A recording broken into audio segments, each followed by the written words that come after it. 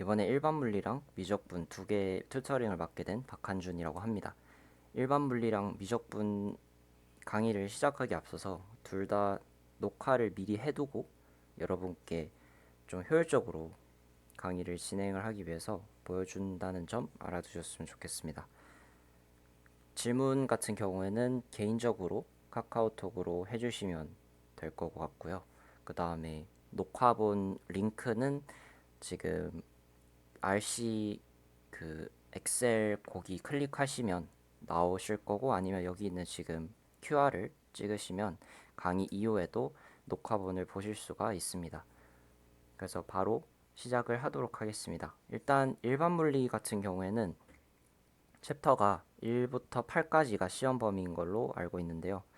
그거를 이제 구체적으로 모든 단원을 다루기에는 시간이 부족하고 해서 핵심 내용들만 찝어서 한번 짚고 넘어간다라는 생각으로 한번 들어주셨으면 좋겠습니다. 그래서 목차는 순서대로 1단원부터 8단원까지 나갈 거기 때문에 따로 적어두지 않았습니다. 일단 챕터 1부터 바로 시작을 하도록 하겠습니다. 챕터 1은 유닛 그리고 피지컬 퀀티티 그 다음 벡터에 대해서 다루는 단원인데요. 일단 이 단원을 1단원에서는 사실 문제가 크게 나오지 않는다라고 해도 무방한데, 절대로 무시를 하면 안 되는 단원이기도 합니다. 왜냐하면 앞으로 나올 단원에 있어서 지금 여기 보이시는 프리픽스랑 유닛은 가장 기본이 되는 거고, 만약 프리픽스에 대해서 잘 모르신다면, 특히 이제 물리도 그렇지만 화학이 더 그렇죠. 만약 프리픽스에 대해서 잘 모르신다면 문제에서 제시된 그 프리픽스를 단위를 잘못 계산을 해서 답이 달라지기 때문에 이 프리픽스에 대해서는 잘 알아두실 필요가 있습니다. 그래서 일단 물리 그리고 화학 모두 다 공통적으로 중요한 프리픽스는 이제 크게 요 정도 있다고 저는 생각을 하는데요.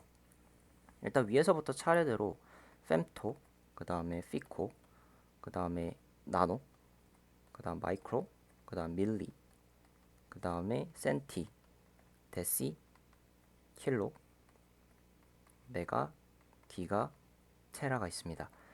이렇게 프리픽스라고 하는 거는 우리 한국말로 접두사인데, 이제 어떤 단위 앞에, 그러니까 단위, 여기가 지금 단위인 거죠. 유닛이라고 하는 단위인데 요 앞에 붙어서 있는 애들입니다. 그래서 우리가 예를 들어서 가장 많이 쓰는 킬로미터라고 하면 사실 킬로 그 다음에 미터 이렇게 연결을 해서 쓰면 되는 거죠. 유닛은 이제 일반적으로 물리에서는 가장 많이 쓰이는 유닛들이 길이, 질량, 시간이기 때문에 미터, 그람, 세컨드 여기에 앞에다가 프리픽스를 붙이면 됩니다. 그래서 네, 활용법은 그냥 간단하게 프리픽스를 앞에 붙인다 이렇게 생각을 하시면 됩니다. 그래서 물리에서는 사실 요쪽 영역은 네, 마이크로 요쪽 영역은 사실 잘 다뤄지지 않고, 물리에서 중요한 이제 단위들이라고 생각이 되는 거는 사실 데시나 킬로, 그다음 밀리 정도는 여러분들이 좀 알고 계셨으면 좋겠습니다. 그래서 뭐 조금 더 예시를 들자면 우리가 뭐 밀리그램 이렇게 이어주면 밀리그램도 가능하겠죠. 그 다음에 뭐 밀리세컨드도 간혹가다 나오기도 합니다. 그래서 요 정도, 네, 프리픽스에 대해서 이 정도는 알고 있자 해서 넣었고요. 그 다음에 다음으로 이제 중요한 게 벡터죠. 1단원에서 벡터가 중요한데 요건 이제 뒤에 계속 나오기 때문에 여기에서 개념을 잘 잡아두셔야 됩니다. 벡터를 사실 개념적으로 제가 설명을 쭉 하려고 했는데 홈워크에 보니까 좋은 문제가 있어서 네, 홈워크 1번에 4번 문제를 가져왔습니다. 여기 지금 벡터에 대한 웬만한 성질이 다 들어있기 때문에 이 문제에 대해서 조금 네, 보는 걸로 하겠습니다. 벡터랑 같이 나오는 게 스칼라잖아요. 그래서 스칼라랑 벡터는 같이 세트로 하나 나오는 거고, 우리가 일반적으로 벡터를 정의할 때는 두 가지가 나오죠. 매그니튜드랑 다이렉션을 가지는 어떤 물리량이다, 이렇게 정의를 하게 되는데, 매그니튜드는 매그니튜드는 크기고 다이렉션은 방향이죠. 그래서 두 가지를 가지는 어떤 물리량이다 하기 때문에 표현은 이렇게 하겠죠. 화살표로 표현을 일반적으로 하게 되고요. 그래서 요 벡터들을 표현을 우리가 여러 가지 사실 방법이 있는데, 이 문제에서나 물리에서는 주로 단위 벡터들을 이용해서 표현을 하게 됩니다. 여기 지금 보이시는 i, j, k 요 애들이 단위 벡터인데 단위 벡터를 표현을 할 때는 여기 보시다시피 i 위에다가 hat 이렇게 모자를 씌우는 hat이라고 읽는데 이렇게 i hat, j hat, k hat 이렇게 표현을 합니다. 각각은 알파벳 순서대로 i, j, k가 알파벳 순서이기 때문에 각각 x, y, z 축으로 뻗어 있다라고 생각을 하시면 됩니다. 단위 벡터는 우리가 일반적으로 단위라고 하면 단위 원을 생각을 해보면 반지름이 1짜리인 원을 단위원이라고 하잖아요. 그것처럼 단위 벡터라고 하면 길이가 1이어야 되고요. 그리고 지금 3차원의 공간 같은 경우에서는 축이 x, y, z 축이 있기 때문에 우리가 i, j, k 이렇게 세 가지를 씁니다. 그래서 각각이 x축 방향으로 뻗어져 있는 게 i고 y축 방향으로 1만큼 뻗어져 있는 게 j, 그 다음에 z축 방향으로 뻗어져 있는 게 k다. 이렇게 알아두시면 될 것 같습니다. 그래서 이렇게 알게 되었으면 사실 단위 벡터를 이런 식으로 세 가지를 3차원에서 정의한 이유는 이렇게 세 가지를 정의하게 되면 3차원 공간에 있는 모든 점들을 다 나타낼 수 있기 때문이죠. 네. 그래서 단위 벡터에 대한 개념은 이 정도 아시면 될 것 같고, 그래서 사실 얘를 이렇게 쓰기도 합니다. 마이너스 3,4,2. 얘 같은 경우는 지금 j hat이 없기 때문에 1, 0, 마이너스 2라고 표현을 할 수가 있겠죠. 네. 그래서 이제 벡터를 어떻게 표현하냐에 대해서 알게 되었으면 이제 벡터를 두 가지를 놓고 이제 할 수 있는 연산들이 많죠. 벡터를 놓고 이제 합차를 할 수가 있고요. 곱을 할 수가 있습니다. 근데 지금 합차는 여러분들이 잘 아실 거라고 생각을 하기 때문에 곱을 다루도록 하겠습니다. 여기서는 지금 C번이랑 D번 보시면 스칼라 프로덕트랑 벡터 프로덕트 두 가지가 나오게 되는데 요거 두 개가 네, 벡터에서의 곱셈이라고 생각을 하시면 됩니다. 벡터를 곱셈으로 두 가지를 이제 정의를 하게 되는데요.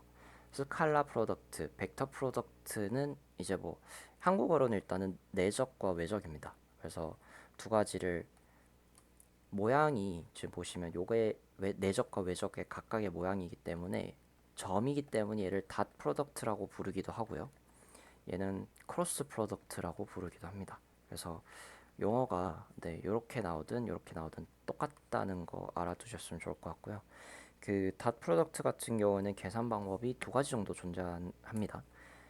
어떤 A 벡터랑 B 벡터를 이렇게 닷 프로덕트 또는 내적을 시킨다라고 했을 때 지금 이 문제 같은 경우에는 뭐 x1 x1, y1, z1 이라고 할게요. 벡터를 이렇게 두 가지를 내적을 한다 하면 계산을 이렇게 하시면 되죠. 네, 요렇게 계산하는 내적이 있고 요거를 요렇게 계산하는 내적도 있죠. 여기에서의 지금 x는 그냥 곱셈입니다. 요거 곱하기 코사인 세타. 세타는 여기서 a 벡터랑 b 벡터가 이루는 각도를 의미합니다. 그래서 두 가지 정도로 계산을 할 수 있다라는 거를 알고 계셨으면 좋겠고요. 지금 보시다시피 내적은 지금 어떤 값으로 튀어나오게 되어 있습니다. 네, 요거는 지금 a의 크기를 의미합니다. 그래서 요거 구하실 때는 그냥 루트 x1 제곱 플러스 y1 제곱 플러스 z1 제곱으로 네, 계산을 하시면 되고 얘도 마찬가지로 계산을 하시면 되겠죠. 그래서 보시다시피 내적은 어떤 스칼라 값으로 나오게 된다라는 것을 확인을 하시면 될 것 같습니다. 내적 값을 알면 좋은 점이 뭐냐? 지금 A에도 나왔지만 두 벡터가 이루는 각을 구할 수가 있습니다. 요 각 코사인 세타 항이 여기 있기 때문에 이제 A 벡터랑 B 벡터가 이렇게 주어졌기 때문에 우리가 매그니튜드를 각각 계산을 할 수가 있겠죠. 그래서 그거 두 개 항을 왼쪽으로 넘겨서 요 닷 프로덕트도 지금 요 방식으로 계산을 할 수 있으니까 네, 세타를 계산할 수가 있겠죠. 그래서 내적은 우리가 두 벡터가 이루는 각도를 계산할 수 있다라는 점에서 네, 그거 중요하고요. 그 다음에 외적은 어떻게 정의가 되냐? 일단 외적은 값이 아까 전처럼 내적처럼 스칼라가 아니라 벡터로 튀어나오는 곱입니다. 그래서 A 벡터랑 B 벡터를 우리가 예를 들어서 내적 아니라 외적을 한다라고 하면 일단은 벡터 값으로 나오기 때문에 방향이 존재하게 됩니다. 그 방향을 이제 판단을 하실 수 있어야 되는데요. 방향을 판단할 때는 이제 오른손을 이용하시면 되거든요. 이제 A 크로스 B를 계산한다. 그리고 요거의 방향을 알고 싶다. 그러면 오른손을 A에서 B 방향으로 이렇게 감싸시면 됩니다. 이렇게 네 손가락을 감싸시고 그다음 엄지가 가리키는 방향이 외적의 방향이 되겠죠. 네, 그래서 이쪽 방향입니다. 요게 외적의 방향이고 이쪽으로 얼마만큼 뻗어 있냐 요거를 계산하려면 외적의 값을 계산을 해야 돼요. 그거는 내적처럼 두 가지 방식이 존재합니다. 저렇게 어떤 벡터의 값들이 나왔을 때 계산하는 방법이 존재하고요. 그 다음에 외적은 AB 사인 세타로 계산을 하기도 합니다.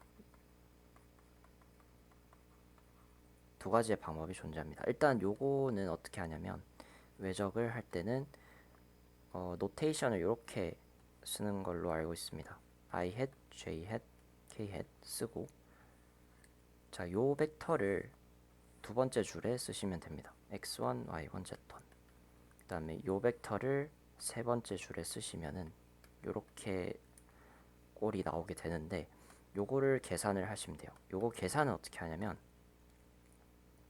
일단 벡터라고 말씀을 드렸기 때문에 I hat 요거는 제 벡터들이죠. I hat, J hat, K hat은 요거 밑에 있는 애들은 그냥 숫자입니다. 그렇기 때문에 일단 이 외적의 값이 벡터의 꼴로 나올 거기 때문에 i만큼 얼마나 떨어져 있냐 그리고 j로 얼마만큼 떨어져 있냐 k 방향으로 얼마만큼 떨어져 있냐 이렇게 이제 나올 거기 때문에 요거를 계산을 하셔야 됩니다. 계산은 i를 구할 때는 요 행과 열을 다 지워주시고 요거 곱하기 요거 빼기 요거 곱하기 요거 하시면 돼요. y1 z2 마이너스 y2 z1 j도 마찬가지입니다. 요렇게 하고 지우시고 요거 곱하기 요거 빼기 요거 곱하기 요거 하시면 돼요. x1 z2 빼기 x2 z1 자, 그 다음에 k도 마찬가지로 하시면 돼요. 그러면 x1 y1 y2 빼기 x2 y1이 되겠죠. 자, 여기서 주의사항은 네, 이렇게 하면 되는데 z 헤드 앞에는 마이너스가 붙어야 됩니다. 그래서 네, 요게 완성된 꼴이거든요. 그래서 벡터로 이제 이렇게 I hat, J hat, K hat으로 표현할 수도 있는 거고 아까 전처럼 이제 좌표의 느낌으로 표현을 하자면 네, y1 z2 마이너스 y2 z1 콤마 요거 마이너스기 때문에 x2 z1 마이너스 x1 z2 콤마 x1 y2 마이너스 x2 y1 이렇게 표현할 수가 있겠죠. 벡터라고 말씀을 드렸기 때문에 이렇게 표현이 되는 겁니다. 자, 그 다음에 두 번째 방법으로는 AB 사인 세타가 있습니다. 자, 요 외적은 사실 이 얼마만큼 뻗어 있냐 요 크기는 뭐가 결정하냐면 그러니까 어떻게 정의가 되냐면 요 A랑 B 벡터가 이루는 평행사변형 요 사각형의 넓이입니다. 근데 요게 요 크기거든요. 요 넓이만큼 이 방향으로 뻗어져 있습니다. 그래서 요 넓이를 구하면 매그니튜드이기 때문에 요 공식이 나오는 거거든요. 뭐 요거는 이제 어떻게 구하냐면은 여기가 세타라고 하면 지금 우리 삼각형의 넓이를 구할 때 2분의 1 AB 사인 세타 그 공식을 사용을 하잖아요. 그래서 그냥 그거를 이용을 하시면 되죠. 요거 사인 세타고 요거 두 개의 넓이는 같을 거니까 곱하기 2를 하시면 요거랑 똑같은 식이 나오게 되겠죠. 그래서 외적을 계산하는 방식도 두 가지가 있다라는 점을 알아두셨으면 좋겠어요. 외적을 계산을 하면은 얘도 마찬가지로 각도에 대한 정보를 얻을 수가 있겠죠. 네. 그리고 여기에서 용어 하나를 알고 가주시는 게 좋은데 이 perpendicular 요 용어가 뒤에서도 많이 나옵니다. 그래서 요거는 하나 좀 익숙해지면 좋을 것 같아요. 수직의라는 뜻이고 반대로 요거랑 또 같이 세트로 잘 나오는 게 parallel이라고 하는 네 요건데 요거는 이제 평행하다 평행의 라는 의미를 가지고 있습니다. 그래서 이거 두 가지 정도는 좀 알아두셨으면 좋을 것 같고, 네, 그래서 챕터 1은 여기까지 하도록 하겠습니다.